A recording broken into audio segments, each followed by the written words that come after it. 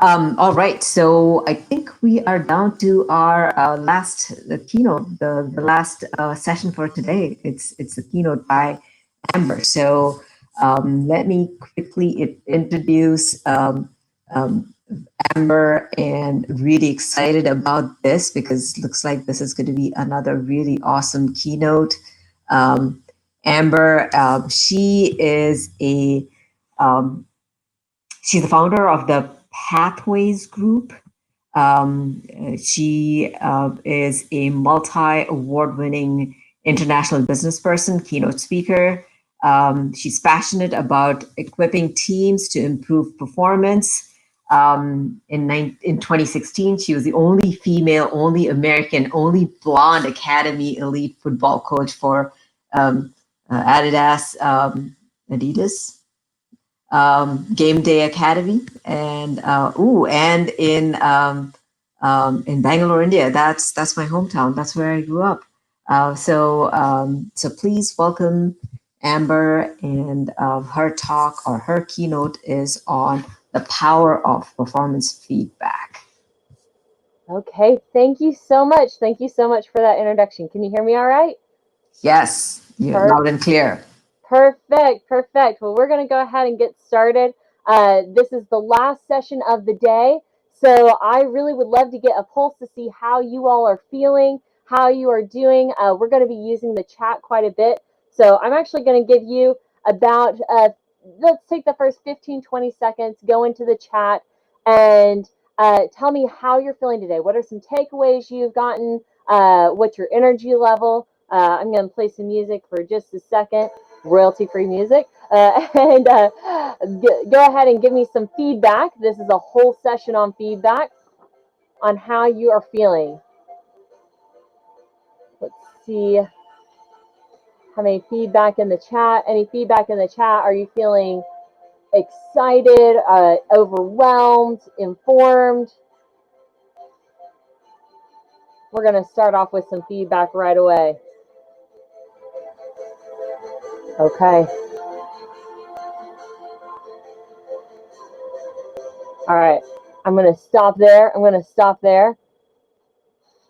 like I have a couple words in here. All right. So I have people here. You showed up. I'm getting a little bit of feedback in the chat. But, I'm actually going to give that a 4 out of 10. We can do a lot better than a 4 out of 10.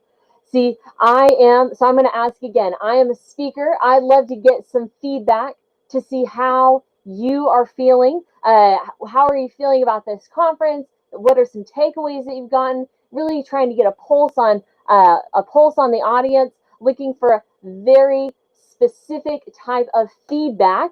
I'm giving you feedback on the feedback that you're providing in the chat. So right now we have a 4 out of 10. That's not great. We can do a little bit better. So this is a Likert scale. We just have a number, but I want you to improve based off of the number, the Likert scale, the numerical feedback that I've given you. So I'm going to ask the question again. How is everyone feeling? Go ahead and go into the chat. Give me some feedback. How's the conference going? What are some takeaways that you've gotten? Love to get a pulse on just some takeaways. Get some takeaways.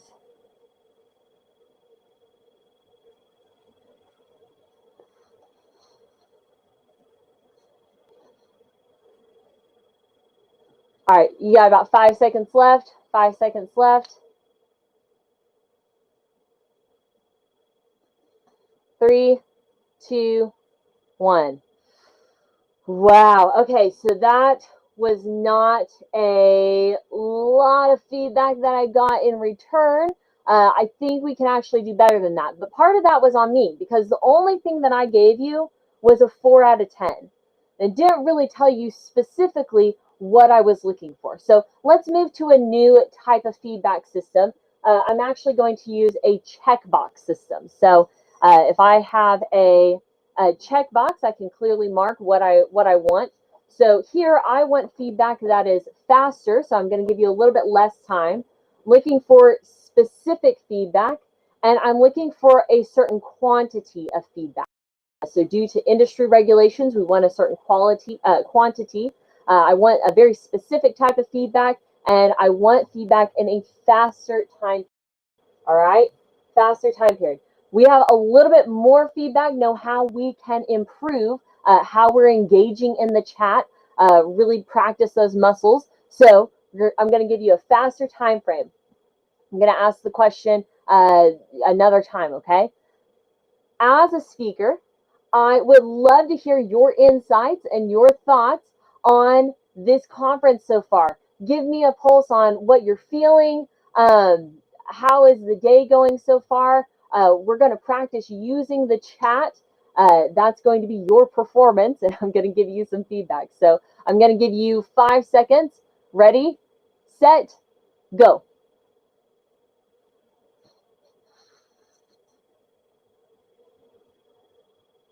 Go ahead in the chat.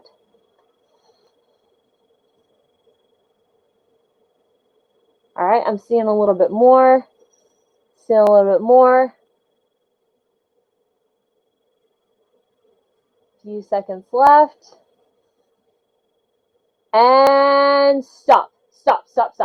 All right, stop. So no, so that was good. That was good.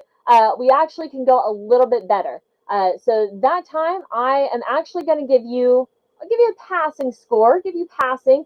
You got a 7 out of 10. Got a 7 out of 10. But this time, I'm going to get even more specific.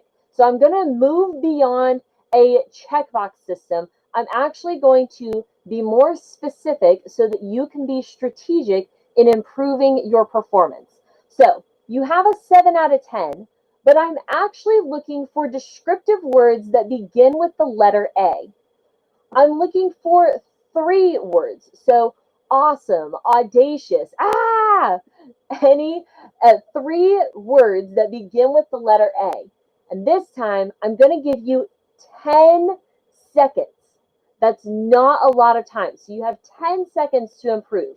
We have already improved from a 4 out of 10 to passing, but now we have a lot of feedback. We know specifically what we want to do. So I'm going to give you a 7 out of 10 here. 7 out of 10. Hold on. I'm going to start my watch. Ready? Set.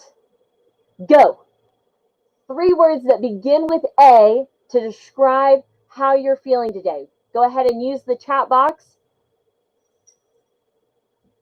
Amazing. Awesome. Awe-inspiring. All right, you got 3 more seconds. 3, 2, 1. Stop. Guys, that was significantly better. I'm actually going to put a 10 out of 10. Well done. Well done. And considering that this is Google Wisconsin, I actually have something to celebrate our 10 out of 10. I have my cheese head. Thank you so much, everyone. As stated before, my name is Amber Vanderburg, and I am actually the founder of the Pathways Group. And as stated in 2016, I actually had the opportunity to go to become the only American, the only female, the only Christian, and the only blonde academy football coach or soccer coach for the Adidas Game Day Academies and Paris Saint-Germain, PSG Academies in Bangalore, India, to coach widely the first generation of athletes on both an elite and a grassroots level. I coached about a dozen teams, mostly boys with a few girls, ages 6 to about 16.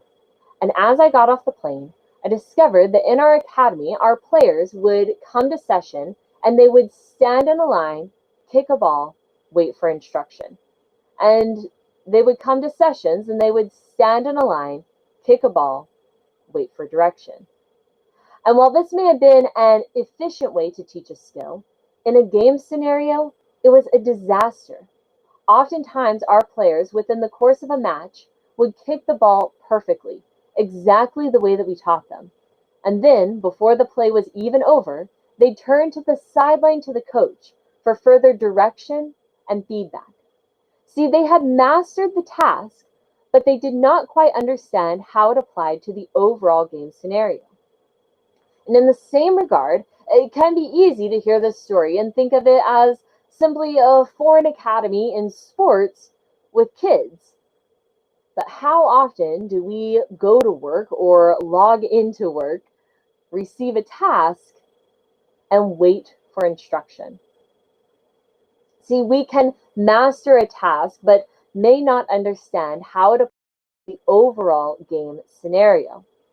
And in order to begin our conversation of great performance feedback, we must first create an environment of great performance.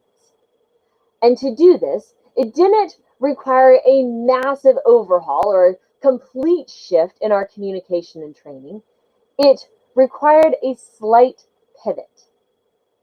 See, we simply stopped commanding the how and we started clearly communicating our what and our why. And whether you are in a remote team or an in-person team, as you are beginning to create your getting ready to create new product, begin a new program, start a new project, it's important that you clearly communicate that what and that why. An application on the soccer field, it looked a little something like this. Rather than stand in a line, kick a ball, wait for instruction, we provided challenges. So from here, kick the ball to knock down those 3 cones. Because in order to do that, you're going to have to kick with power and precision. And in a game scenario, whenever you pass, whenever you kick, whenever you shoot, you're also going to have to kick with power and precision. I saw some of the most heated debates amongst 7-year-olds trying to decide if the best way to kick the ball was with the infoot or with the laces. In reality, both ways were right. And so we were able to expand our toolbox of resources to successfully complete our goals. And in the same regard with your teams, it's important to have a conversation to clearly identify what you are working towards. What does success look like? What are the expectations for performance within your team? And I encourage you to get very specific, and we're actually going to go more into that. Get specific on what are the expectations of coming to meetings? What are the expectations of communication? What are your expectations of meeting deadlines? What is the expectation of quality of the product that you are producing? So really get specific on what you're doing and why that is important. How does this specific task that you're doing apply to the overall game scenario? And as you have clarity in what you're doing and why you're doing it, then you can provide opportunities for ownership within the how. Very specifically within opportunities for ownership within your methods and your processes and your projects and within your roles. Now, as I said, our players had very heated debates as we altered this communication. See, with a greater opportunity for ownership also came a greater opportunity for conflict and for tension and for heat. But with an opportunity for ownership also came an opportunity for conversations over complacency. We were challenging the norms that we had and having true conversations over complacency. Now, we didn't want to create an environment that would have more conversations and more than likely have more conflict and not equip our players to engage in meaningful conversations. And so we engaged in proactive conversations. Now, today, proactive conversations is a powerful 5-minute tool that I use whenever I have a new client, whenever I come into a new team, or whenever we begin a new project. And a proactive conversation goes a little something like this. At some point in this project, there is going to be tension. At some point in this working relationship, there is going to be conflict. There's going to be heat. I'm probably going to let you down at some point. We might have a misunderstanding. We might have a disagreement. And so while the emotions are low now, let us proactively discuss how we are going to handle that situation whenever it inevitably arises. So we want to have proactive conversations. Now, a proactive conversation does a couple really powerful things within a team. First, it sets an expectation for conversations over complacency. Many times, and in remote teams, it's very easy to not want to acknowledge conflict or confront conflict. You don't want to admit that there is tension, that there is heat within a team. But by having a proactive conversation, you're acknowledging not only does this happen, we are expecting it to happen within our team. And so it really sets forth an expectation for team members to come forth and have a game plan moving forward. And that's the second powerful thing that is it creates a script. Many times people are hesitant to bring about tension and heat and disagreements and conflict because they don't know how that conversation is going to go. There's a bit of ambiguity in how that conversation is going to be received. But by having a proactive conversation, you're able to create a script and a game plan to operate off of. And so it takes out a little bit of the ambiguity and the vagueness of how that conversation is going to go.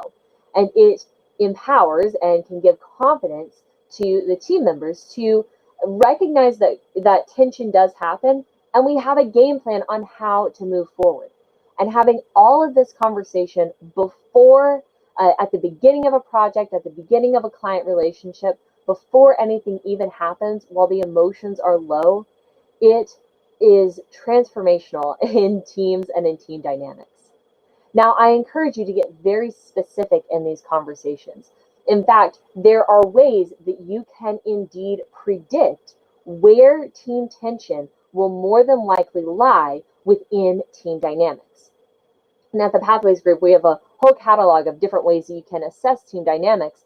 A very simple thing that we do is, again, a couple minute activity where you can take a note card or take a piece of paper, and on the front part of the note card, write areas in which you feel really strong, areas that you can provide value to the team.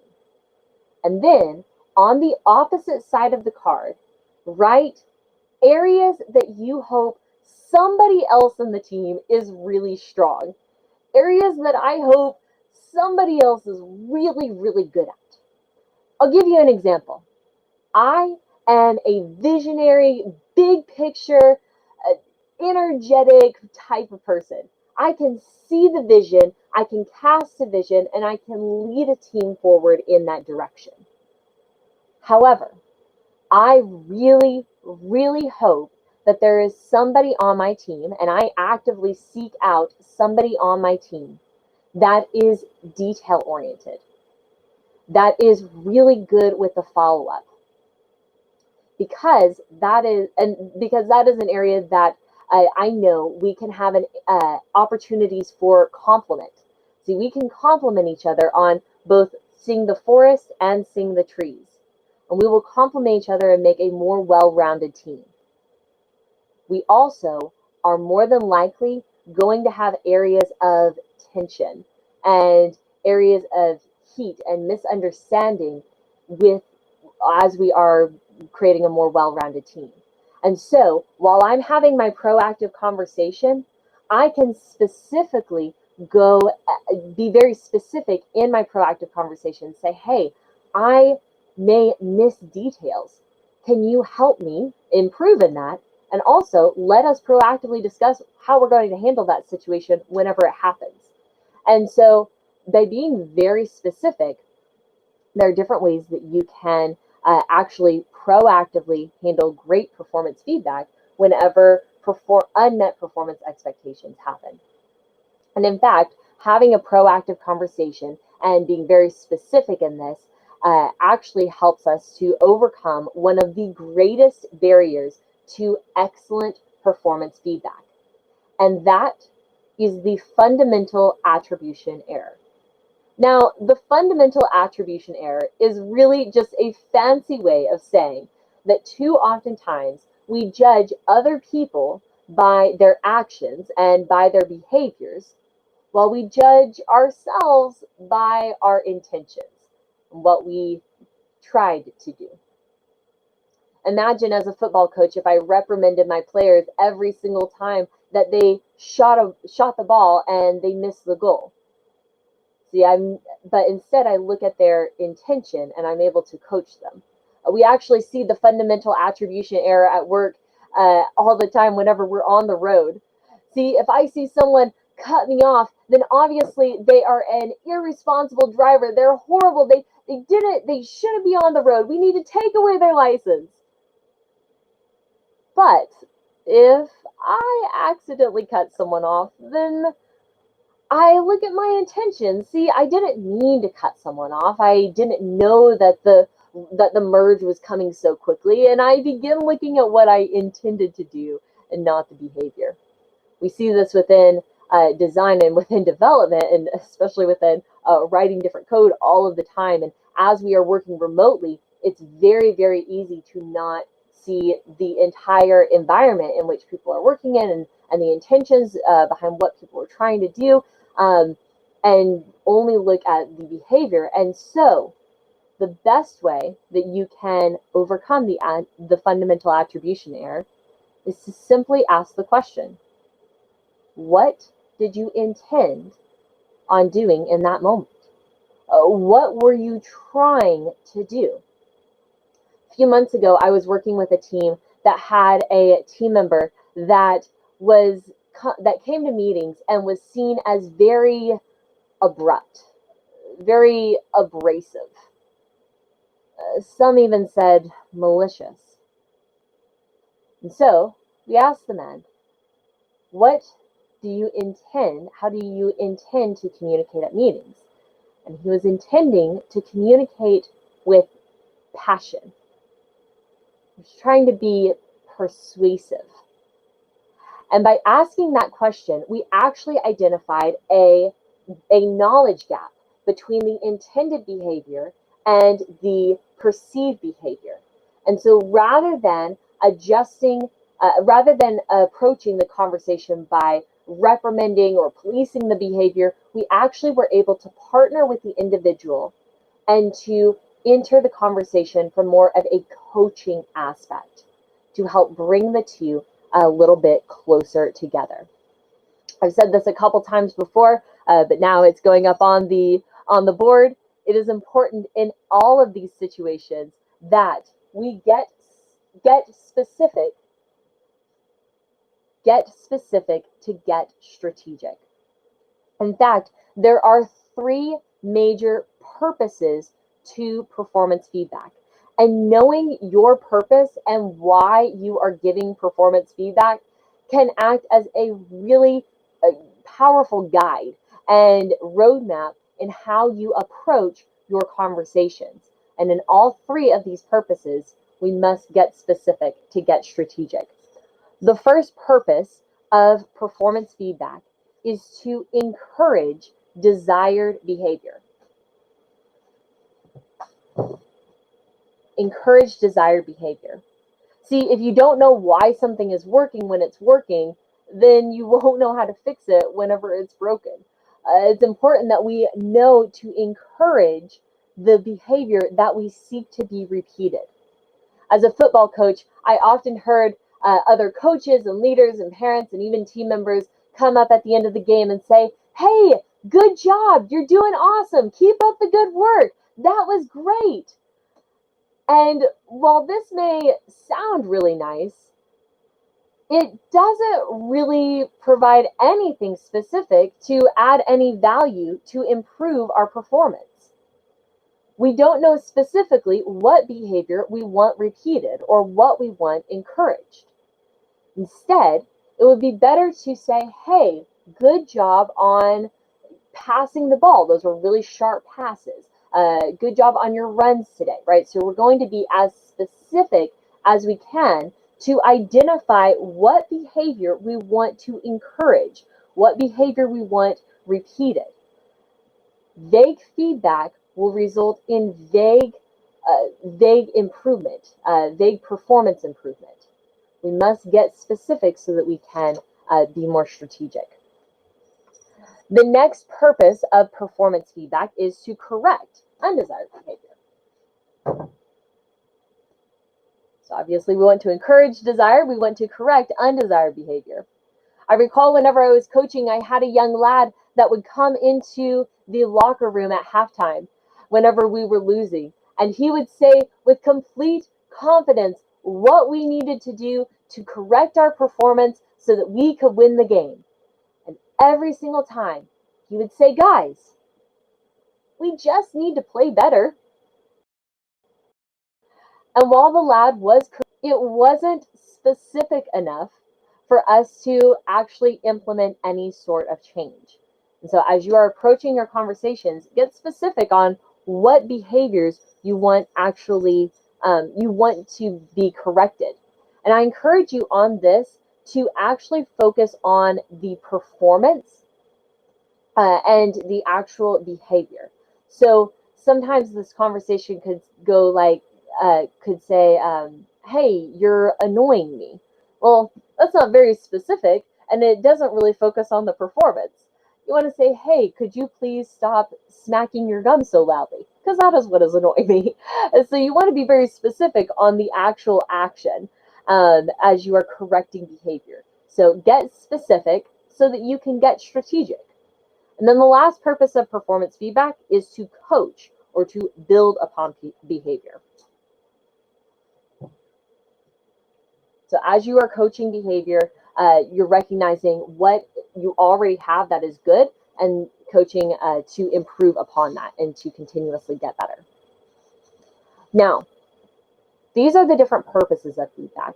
This was discussed with Derek a little bit beforehand of how do we actually deliver this feedback. We want to first identify what is my desired outcome, what would success be defined as I am giving this feedback and having these conversations.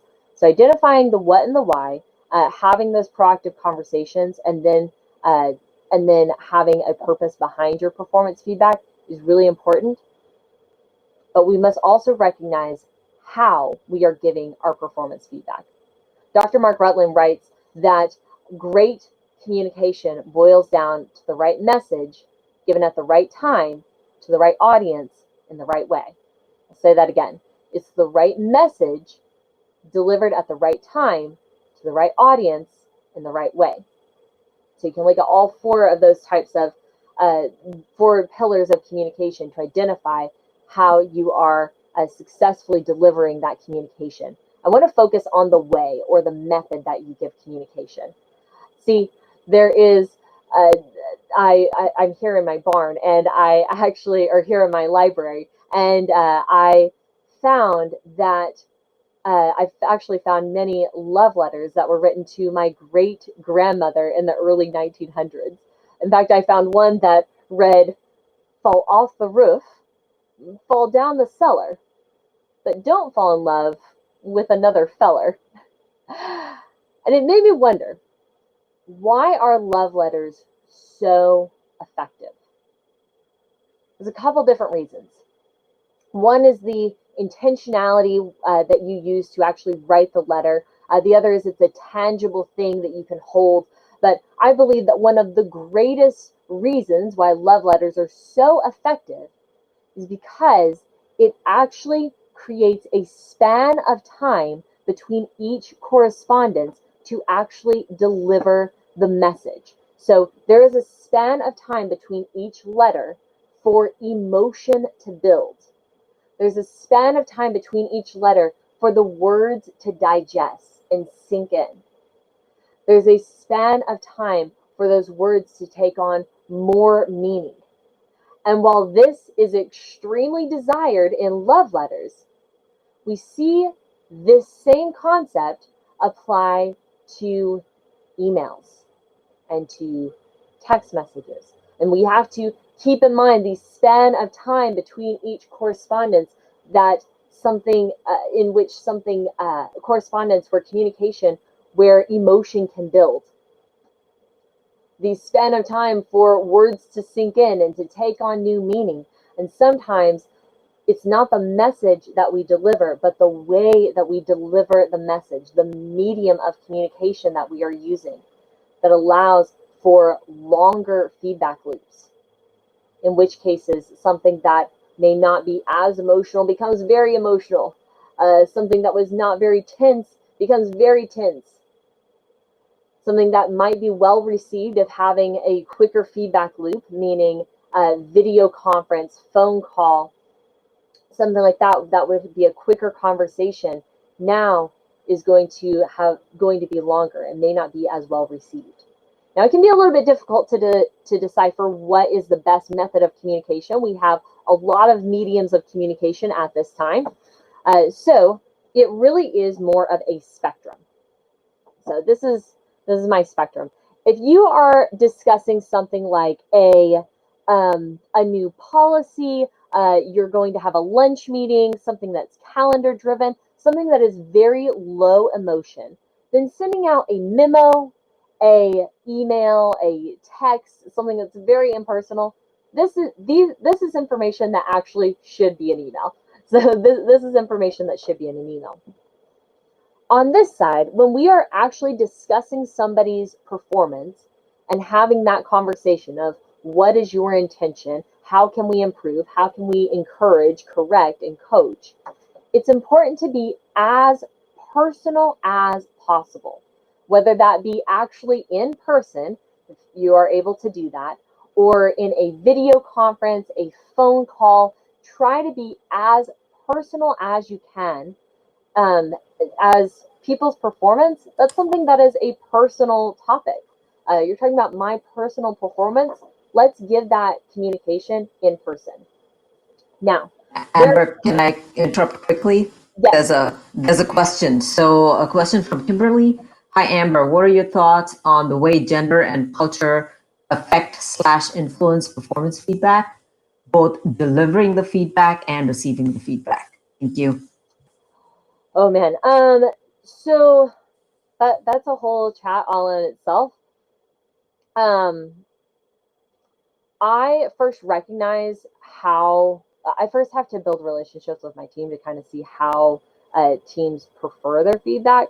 As far as gender and culture, I do a lot of research to see, okay, what do you prefer, more direct feedback, more indirect feedback? And that's going to change dramatically depending on the team. So I spend my first bit actually getting to know people, and we include that in proactive conversations as well. So how do you prefer feedback being received? Do you prefer public praise, private praise? Even whenever looking at delivering my what and why, what I have found, this is just a slight nuance that I've found in a variety of teams, is if I have a mostly female team, I'll actually explain the why first and then the what. And then with mostly male teams, I'll do the reverse. And so there's just little nuances that as I work with teams, really just ask those questions to see what the difference is. There are some, that's a very basic example. These are some slight differences that I will take into account. But for the most part, I first ask questions and try not to make the assumptions of, oh, I like public praise, so everyone else must like public praise. I first ask questions and make observations. So I really try to be cognizant of generalizations in that standpoint and actually look at the specific team dynamic, because everyone is just a little bit different. And so having those conversations at the beginning is really important. And then also having follow-up conversations at the end of a project or the end of a quarter, or just having one-on-one conversations to see if people's preferences have changed, which does happen, or if you can alter your method of performance feedback is really important as well. Yeah, that was a really good question. So for those are two major things that I look at.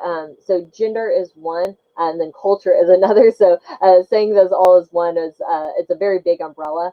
But the best advice I can give is first actually get to know the people and I ask a lot of questions before I even begin giving that insight and giving that feedback, because as I said here, the way that you're giving feedback is going to have a big impact on the way that it is received.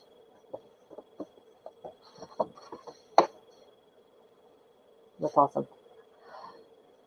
So I have one more kind of insight into performance feedback as a whole. Everything that we've talked about so far has been more on the interpersonal side, how to communicate, what to communicate. I actually do come from an HR background, and so there is the never-ending question of performance feedback in the form of an annual review. Sometimes whenever people hear performance feedback, that is the image that is in sight. There's a big question of what role the annual review has within teams. It is my opinion that the annual review, and from the research that I've read, that the annual review can have a really important space within our teams if, and this is a big if, it is a summation of the feedback that has been given throughout the year. We do not want to be discussing feedback in December of behavior that was occurring in February.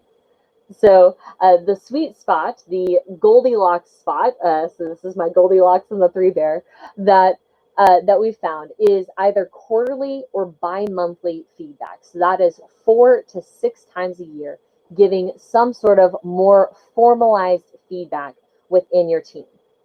So this is very specific formal feedback. When it comes to informal feedback, recent studies have shown that 2 to 3 times per week minimum of having an informal check-in is really the most preferred and the generally preferred amount for team members to get a pulse on how their performance is doing and to get a good idea of how they can improve their performance. So 2 to 3 times a week informally and quarterly or bi-monthly formally in your feedback. So that gives you kind of an idea of how to plan your feedback loops. Well, I know I am actually getting close to time, so I really want to just end off with one final story about my time whenever I was coaching teams.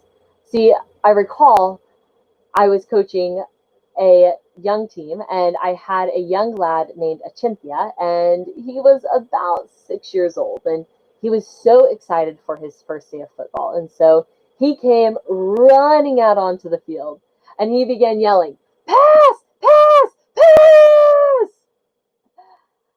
And I noticed that Achintya was yelling pass even whenever the other team had the ball. And Achintya was yelling pass whenever he was miles away from the action.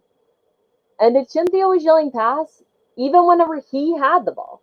And so he was running with the ball, going, "Pass! Pass! Pass!"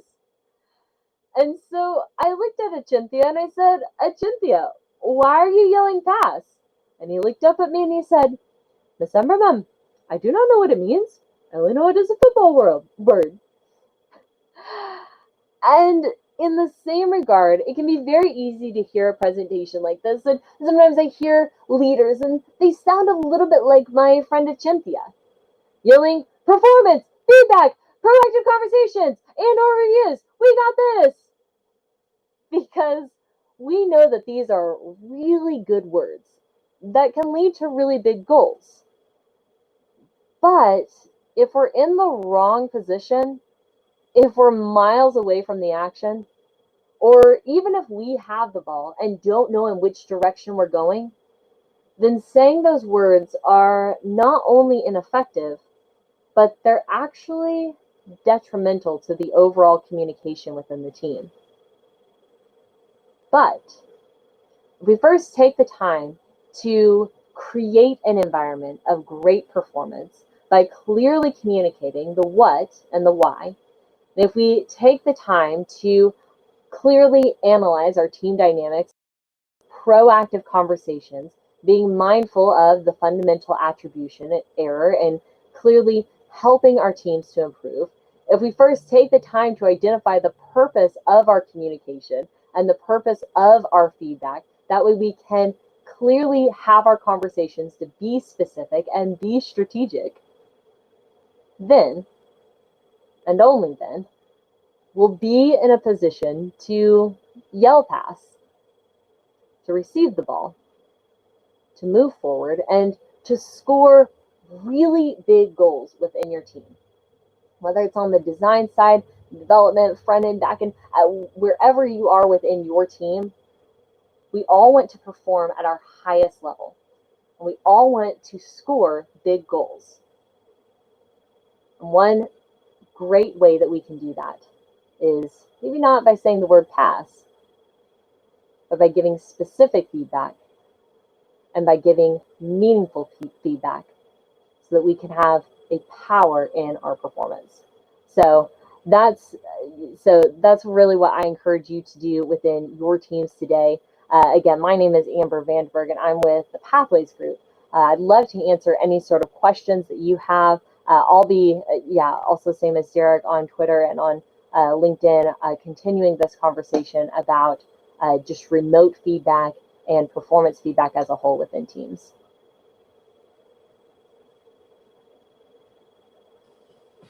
Thank you so much, Amber. That was really good. We were all tired, so sorry about the not only getting the 4 out of 10 when we started off. But that was really good. So thank you so much for that. Very, very, very relevant for a lot of us, especially, as I self-identify as a geek. Sometimes it's hard to give feedback, especially to somebody who's junior to you, and that's what I struggle with all the time, right? To give them constructive feedback, but not make them not to still be aware of their limitations. They're just learning, right?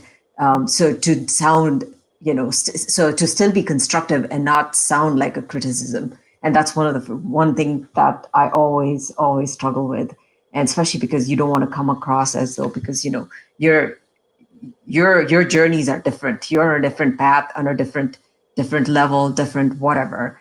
And to sometimes, as a geek, I forget to, or I misremember how I started, where I started, right? And so that the whole giving, and I'm good with taking negative feedback, right? I like it direct, so give it to me direct.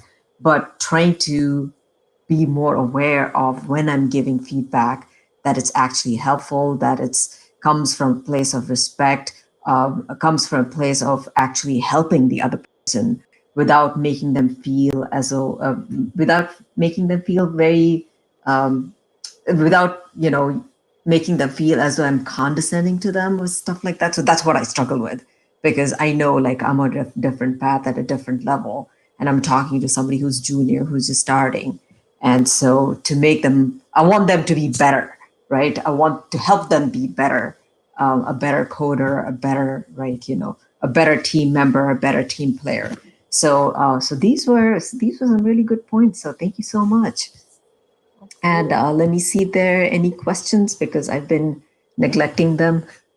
I think you answered Kimberly's question earlier as to how to deliver and receive feedback, especially in terms of culture and gender difference and all that. Very, very relevant in today's world, right? Very relevant, yeah. And a lot of it does come just from I love what you said. You really have to check your intent. Yeah, I mean, and sometimes I have to check myself, like, oh, was I, am I saying this just because I want to be right, or I want to do, and I think that that's one of the big thing about knowing your purpose Yeah. behind this. And sometimes it actually, I physically say, or verbally say, I, you know, the purpose of this is to coach and to improve your behavior, and maybe not that directly improve your behavior, but like improve performance. And there is a big difference between looking at an individual scorecard and looking at an overall scoreboard. And where your focus is on that has a dramatic effect on team performance as a whole. If everyone's looking at their individual scorecard, that doesn't necessarily mean that the scoreboard is indicating a win. And so, really readjusting that focus to how is the team doing as a whole, that can create a better environment for conversation for team performance as a whole. So it's not so much, you specifically, it's a team success. Hmm. Mm-hmm. Yeah, and I like the whole, like, it's not I versus you, it's us, It's us. right? It's us. So thank you so much for that. Absolutely. Absolutely. Well, thank you so much for having me. I really do appreciate it. I was so glad I found my cheese head right before this. So I was ready for Wisconsin. That was awesome. Made me laugh, but yeah. And I uh, love how you use the board behind you. So that was, Thank you. Thank you so for a much. tech conference, a very non-tech way That was of, a very non-tech yep, one. We have that cheese was good. and boards, so thank you so much. Well, yeah, again, I would love to connect with anyone on LinkedIn, on Twitter, I'm the only Amber Vanderburg on any of the social medias, so pretty easy to find. Awesome. Thank you, Nadine. Thank you so much, Amber.